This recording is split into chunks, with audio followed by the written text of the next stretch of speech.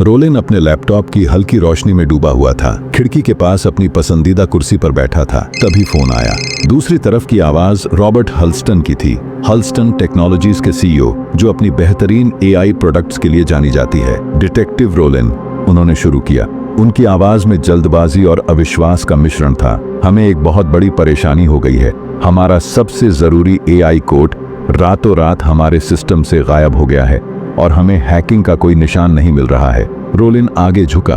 उसकी दिलचस्पी बढ़ गई। हल्स्टन की आवाज में कुछ अजीब था, एक दरार जो सिर्फ एक तकनीकी समस्या से कहीं ज्यादा इशारा कर रही थी। एक पूरा कोड बेस ऐसे कैसे गायब हो सकता है? रोलिन ने पूछा, हल्स्टन के चेहरे के पीछे छिपे तनाव को भांपते हुए। बस ये मुमकिन नहीं होना चाहिए, हल्स्टन ने जवाब दिया। कोई अनधिकृत एक्सेस नहीं, सर्वर पर कोई गड़बड़ी नहीं। ऐसा लगता है जैसे वह कभी था ही नहीं। रोलिन कंपनी के हेडक्वार्टर में हल्स्टन से मिलने के लिए राजी हो गया। एक शानदार कांच की इमारत जो शहर के आसमान में ऊंची खड़ी थी। व्यस्त सड़कों से गाड़ी चलाते हुए वह मामले पर विचार कर रहा था। उसके विचार तेजी से आगे बढ़ रहे थे। क्या यह अंदरूनी चोरी थी या शायद कुछ और भी बुरा? पहुंचने पर रोलिन का स्वागत चिंतित हल्स्टन ने किया, जिसने उसे एक चिकने कॉन्फ्रेंस रूम में ले गया, जहां कंपनी के नवीनतम तकनीकी नवाचारों के एक दर्जन चमकीले डिस्प्ले टिमटिमा रहे थे। हम एक क्रांतिकारी एआई पर काम कर रहे थे, हल्स्टन ने कमरे में घूमते हुए समझाया। उसकी भौहें चिंता से सिकुड़ी हुई थीं। कोड ही उसका दिल था। इसके बिना हम पंगु हो जाएंगे। रोलिन ने अपना शांत स्वभाव बनाए रखा, ध्यान से दूसरे के शरीर की भाषा को देख रहा था। चलिए बुनियादी बातों से शुरू करते हैं, उसने अपनी नोटबुक खोलते हुए सुझाव दिया। हल्स्टन ने सिर हिलाया और गायब होने से पहले की घटनाओं की एक समय रेखा तेजी से बता दी। जब वे बात कर रहे थे, रोलिन ने कर्मचारियों के चेहरे देखे जो कमरे में अंदर बाहर जा रहे थे। हर कोई पिछले से ज्यादा चिंतित था। उसके मन में एक जानी पहचानी भावना उठी। सतह के नीचे कुछ छिपा हुआ होने की, विश्वास और धोखे का एक खेल उसके सामने चल रहा था। क्या मैं आपकी टीम से बात कर सकता हूं? रोलिन ने पूछा, सहयोग की जरूरत महसूस करते हुए। हल्स्टन हिचकिचाया, लेकिन आखिरकार सिर हिलाया और अपनी आईटी प्रमुख लॉरा को बुलाया, जो 30 के दशक की शुरुआत में एक तेज तर्रार महिला थी। वह मेज के पार बैठी थी, उसके हाथ कसकर बंधे हुए थे। मैं आपको यकीन दिला सकती हूँ डिटेक्टिव, हमने सारे लॉक छान मारे हैं, कोई बाहरी सेंध नहीं, कोई एक्सेस पॉइंट हमें नहीं मिला, लॉरा ने दृढ़ स्वर में कहा। फिर भी रोलिन ने उसकी आंखों में एक झिलमिलाहट देखी जब वह बात कर रही थी। क्या यह डर था या अपराध बोध? तो चलिए अंदरूनी काम की संभावना तलाशते हैं। रोलिन ने हल्स्टन से लॉरा की ओर देखते हुए सुझाव दिया।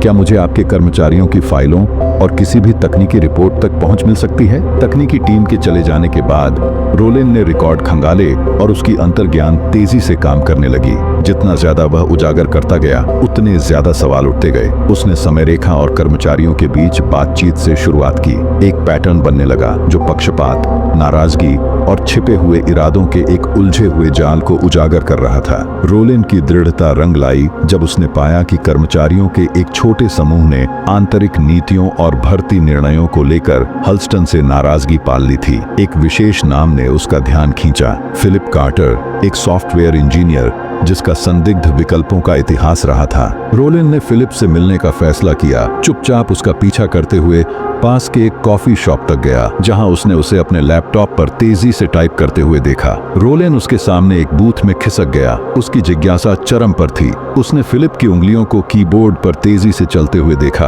और उसने उस कोड की झलक देखी जिसे वह बना रहा था। हल्स्टन के चोरी हुए एआई एल्गोरिथम का एक भयानक प्रतिबिंब, जो पहले से ही नौकरी कर रहा है। उसके लिए काफी मेहनत। क्या आपको नहीं लगता? रोलिन ने टिप्पणी की। उसकी आवाज शांत लेकिन संदेह से भरी हुई थी। चौंक कर फिलिप ने ऊपर देखा, लेकिन जल्दी से एक लापरवाह मुस्कान के साथ अपनी हैरानी को छिपा लिया। तुम क्या चाहते हो डिटेक्टिव?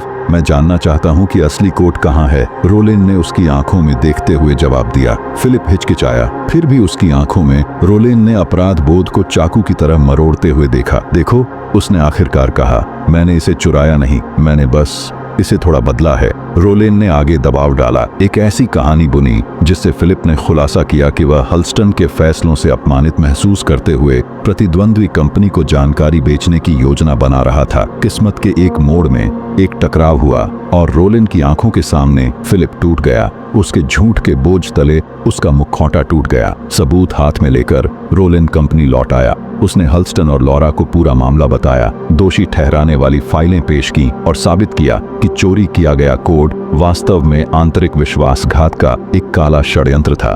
हल्स्टन की प्रतिक्रिया अविश्वास और गुस्से का मिश्रण थी, लेकिन एआई कोड को बरामद करने और कंपनी को संभावित विनाश से बचाने की राहत के आगे कुछ भी नहीं था। अगले दिनों में हल्स्टन टेक्नोलॉजीज न केवल पटरी पर लौट आई, बल्कि उन्होंने समावेशिता और पारदर्शिता को बढ़ावा देने के लिए कई सुधार भी किए। रोलेन की जांच ने टीम को करीब लाया, सहयोग का एक ऐसा माहौल बनाया जिसने नाराजगी को पूरी तरह से खत्म कर दिया। रोलेन अपने शांत जीवन में लौट आया। उसकी आंखों में जिज्ञासा की चमक अभी भी टिमटिमा रही थी। पीछा करने का रोमांच संतोष में बदल गया था, यह जानकर कि उसने न केवल एक रहस्य सुलझाया था, बल्कि एक गलत को भी सही किया था। अन्याय किनारे पर नाच रहा था, लेकिन धैर्य और तर्क के साथ रोलेन ने एक बार फिर सच्चाई को परछाइयों से वापस ला दिया था।